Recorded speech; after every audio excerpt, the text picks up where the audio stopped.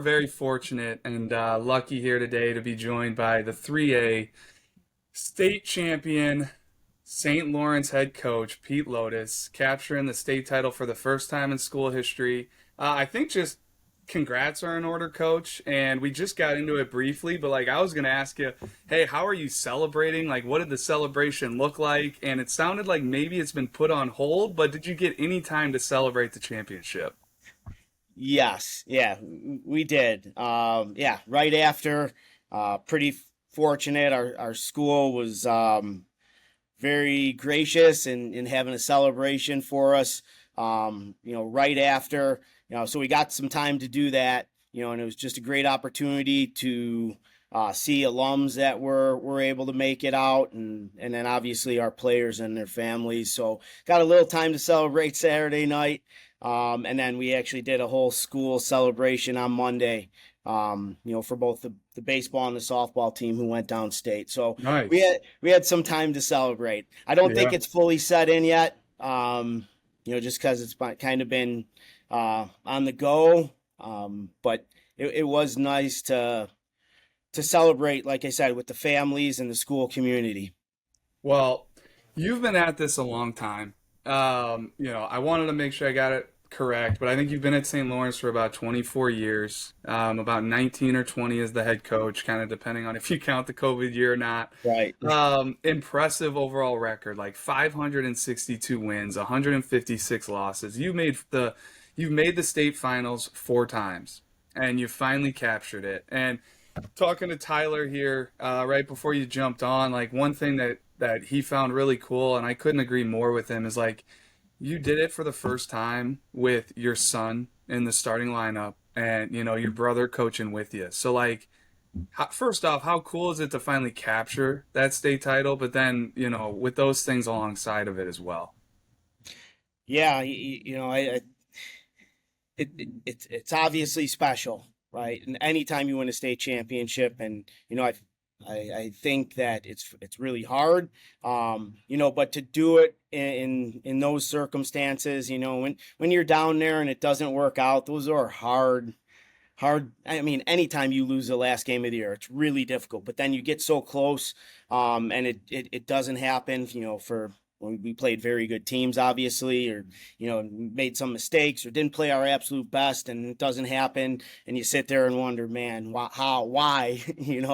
And then you get a chance to reflect and work on the things why it didn't happen. And I also think too, things weren't meant to be in those years, and then, like you said, have an opportunity to share this season with my son, and obviously the other players, and obviously with Adam, my brother. So just made it even more special. I don't know if it gets much more special than that, but obviously there's, all those other variables that just worked out, and you said to be able to hug Adam, to hug Mickey, along with the other players is really, really special.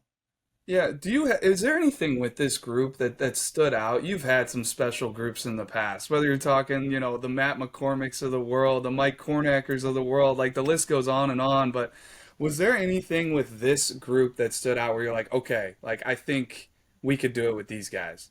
And you probably think that every year, because every year you guys no matter what the names are on the lineup card, you guys are going to compete and probably win 30 games and be towards the top of the conference. Like, I've been ultra impressed with how every year you're like, that's just what happens. But yeah, was there anything with this group?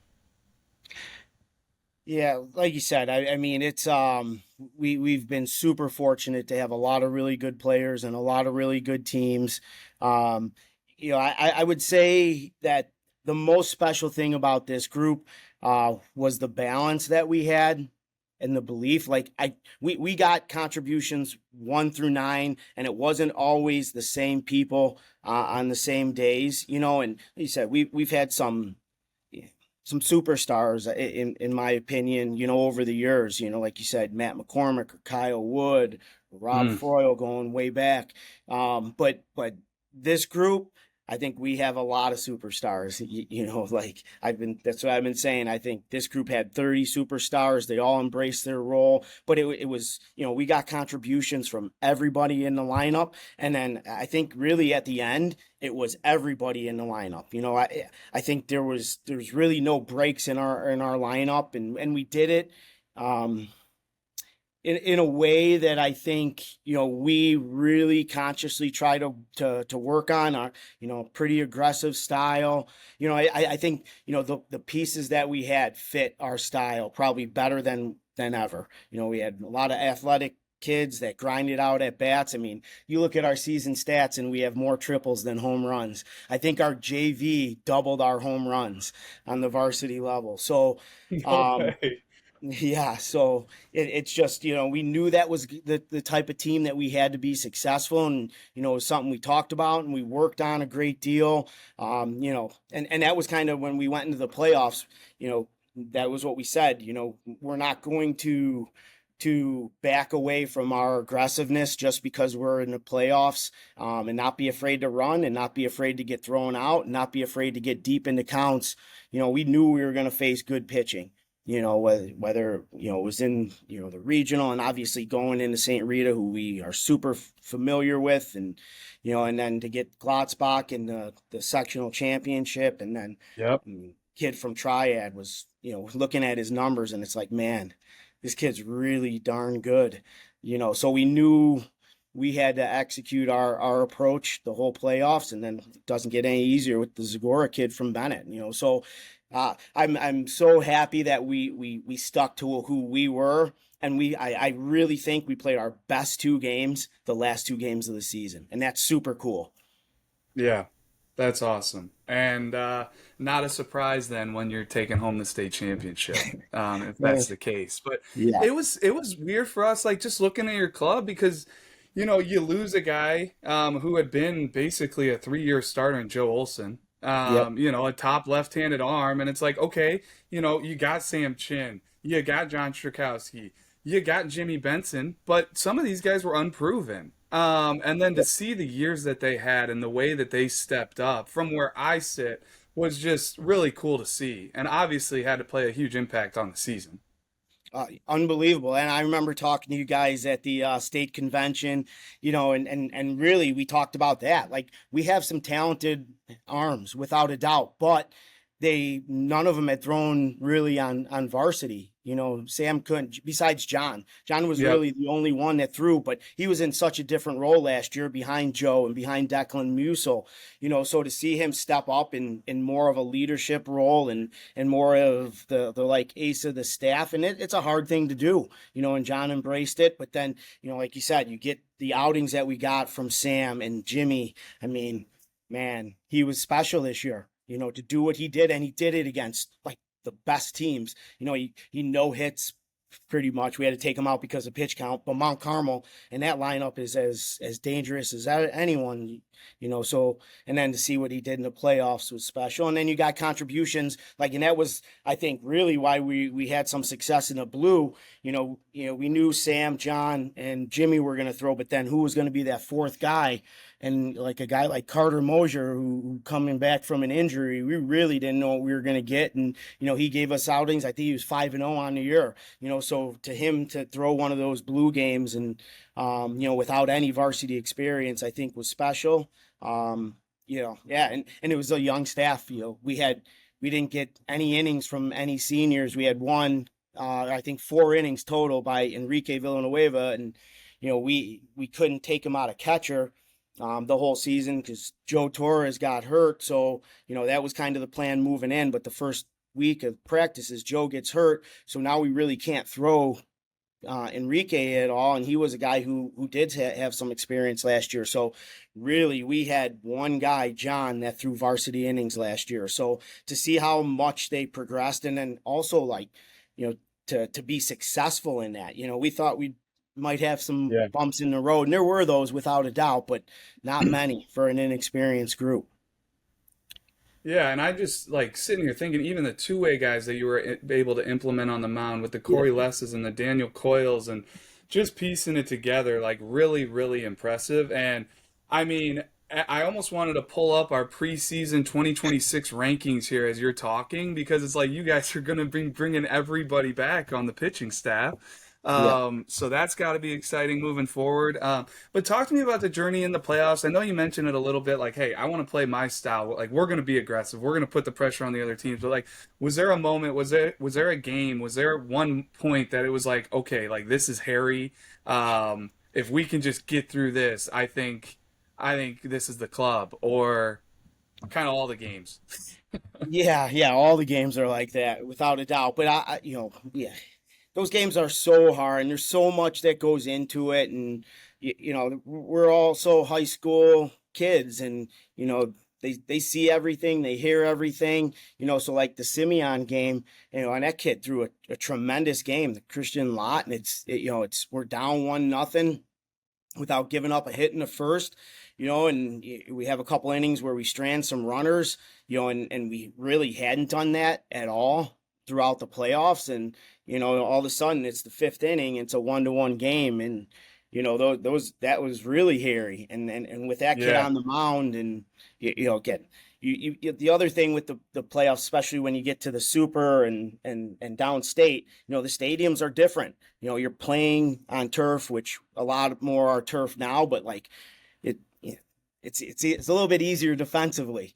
And then you play in this huge park, and some of the balls that are maybe hits in other places, in high school places, are not. So anything can happen in those games. But yeah, the Simeon game, 2-1, obviously really difficult for us. And, really fortunate we got a great outing from Sam Chin and Corey Luss coming in and closing the door.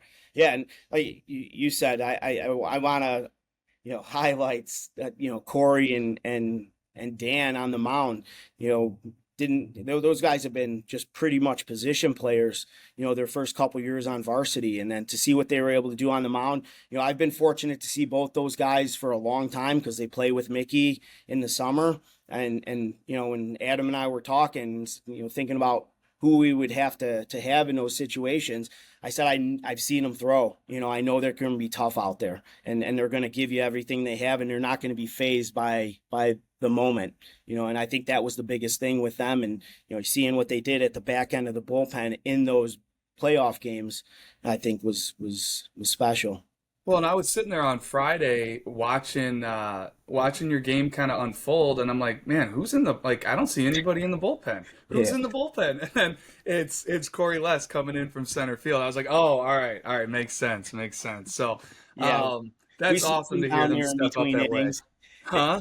We snuck him down there in between innings, and it was really short because he was up like third in the inning. So Adam's like, I know you're up third. Get down there and throw. Yeah. Well, and it just speaks to, I mean, the same way you're talking about them on the mound, like you know that they're not going to be phased by the moment. Like they're the same way as position players, Yep. when you watch them, which is really, really cool. And coach, like, what's next for you here? Like, are you going to get some time to soak this in? What do they do with the trophy? Or are you just like on to camps and next year, or what's it look like for you?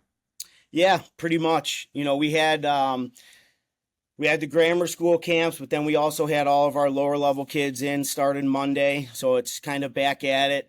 Did give the varsity guys off this week. And, we get our 20 practice days this summer. So we're going to take advantage of those. Obviously, it's a little more difficult nowadays with them. Playing. I think all of our guys are in Indy this week at the MPL. So, I want to give them some time, but it's a great point. We sit here and talk as coaches about, all right, now this summer is going to look a little bit different. It's going to feel a little bit different. We played so late. We were fortunate to win the state championship. How are we going to keep pushing these guys to be better? And I think it starts with giving them a little bit more leadership roles, which they're going to have as seniors anyway. So, I think that's the plan, making sure that they develop their game. And, I'm already thinking about ways that I can challenge them and what they need to work on. And, and that's the great thing about this group. Like, honestly, they always tried to get better. And, we're never a finished product. We know that, and they embrace that. And that's really cool. And, I think they're going to want to hear how they can get better and how they can even have a better season that they had, both individually and personally, and then our team wise.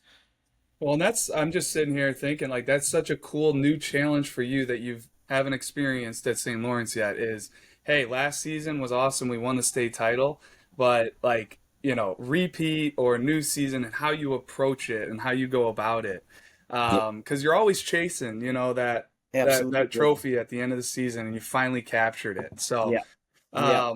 I mean, either way, from where I sit, like really, really happy for you, Coach. Awesome stuff. Like, congratulations. I want to open the floor to you if you have anything else you want to say to anybody out there, like at St. Lawrence and otherwise. Like, just I hope you get to enjoy your summer a little bit because you deserve it.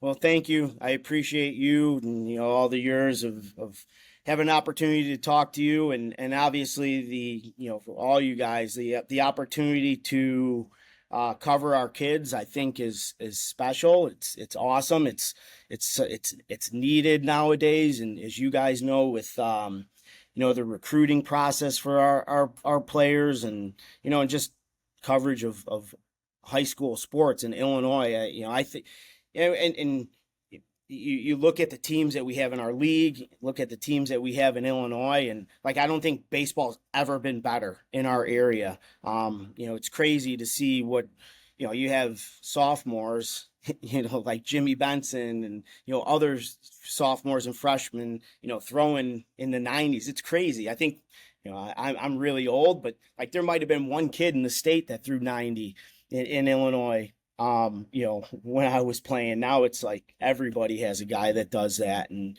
I think it's really rewarding too when our players from Illinois get an opportunity to go to other places and they expand their network. And I think we've had a lot of players from Illinois have success at big time colleges, and that certainly helps. But I know you guys have a lot to do with that too. So, especially in this day and age of, all the coverage. So appreciate you guys and appreciate the kind words. And yeah, couldn't be happier for our players, our alumni players. Like I tried to tell all of them, pretty much our season ended, and I would say the same thing in all the other years. We're going to win a state championship at some point, and you guys are going to be part of that. There is no 2025 team without being successful with the other teams, and it made kids want to come to St. Lawrence. And I know that a lot of the kids that are on our team now, came to St. Lawrence because of some of the players that we had in the prior years. So I think that's super important. I want to always to make sure that they knew that and know that, and then obviously super happy for our current players and our school community. We're pretty fortunate here. We have. I know someone said. And I appreciate that. We have one of the nicest fields in the state, but that's only allowed because of our support that we get from our administration. We're getting $1 million training facility that's going to be built, start construction here in a couple weeks down our right field line. So that's going to be pretty awesome too. So I just feel like we've always been really supported, and that's important in being successful. Well, that's awesome stuff. And I think you're spot on. Like the state of Illinois has never been in better shape when it comes to the talent coming through here. Um, and for us, like we love it. Like we're in a great state to cover high school baseball. We're super fortunate to have coaches that care and, like these good programs that are run by these head coaches that care as much as you do. Like it's such a refreshing thing to see. So kudos to you because I know how much you care and how much you get after it and coach up your guys and um, it was a really fun state tournament to watch and I hope you enjoy your summer, Coach. Thank you. Yeah. Will for sure. No matter what I'm doing, All right. it'll be a little bit better because of that. But yeah, thank you guys for having me on, and always appreciate you guys. Well, thanks, Coach.